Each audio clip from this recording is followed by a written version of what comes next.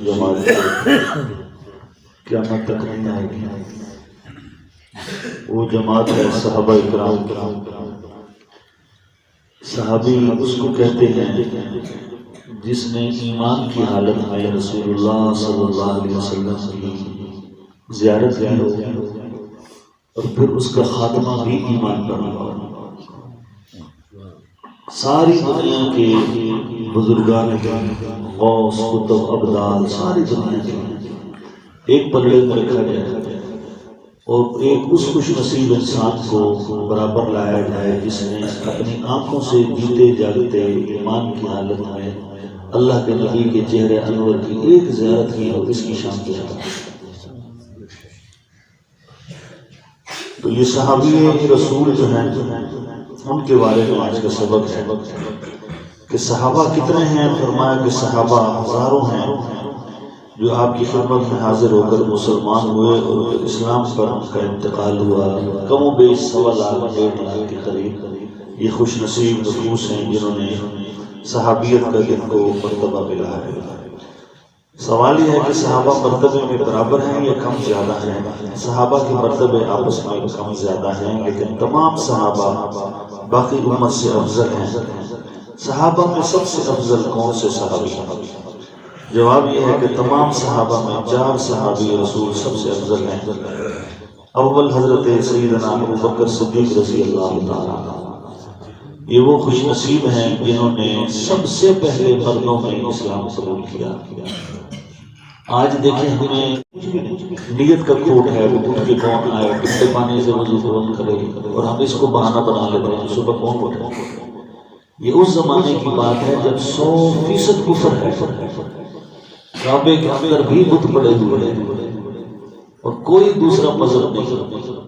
اس وقت ایک اللہ کے نبی ہیں جو کہتے ہیں لا الہ الا اللہ کہو، اور ان کو بھی مارنے اور قتل کرنے کی باتیں، اور جو پہلا ایمان لایا اس کو بھی یہ تکلیفیں، اتنی مار پڑی حضرت سیدنا ابو بکر صدیق کو کہ ان کے اپنے رشتہ دار مار مار کے چھوڑ گئے، کعبے مر گیا۔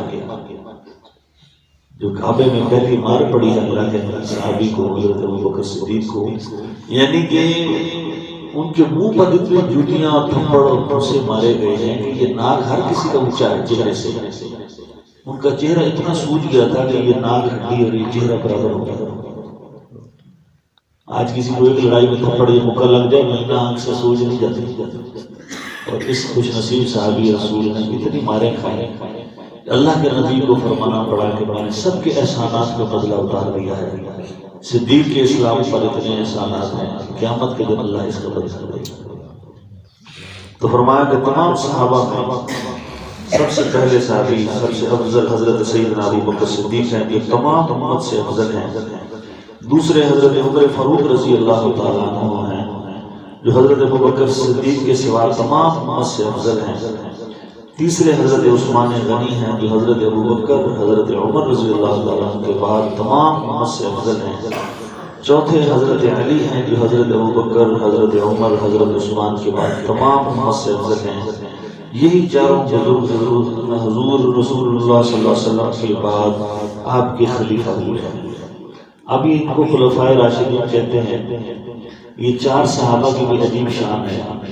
پہلے 2 صحابی رسول اللہ کے سسر ہیں جنہوں نے اپنی بیٹیاں نکال دیا، اور دوسرے 2 صحابی یعنی کہ حضرت عثمان اور حضرت علی رضی اللہ تعالیٰ عنہ یہ رسول اللہ کے داماد ہیں۔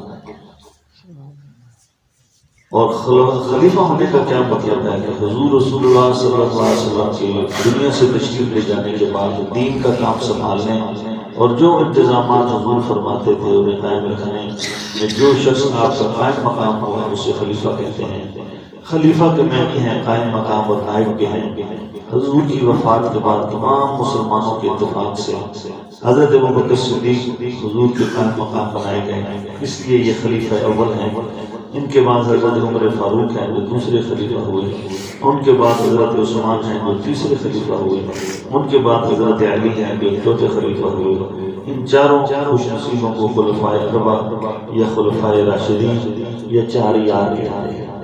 اللہ تعالیٰ ہمیں پاک ہستی کے ساتھ سچی عقیدت اور محبت نصیب فرمائے۔ آمین۔ اللہم صل علی سیدنا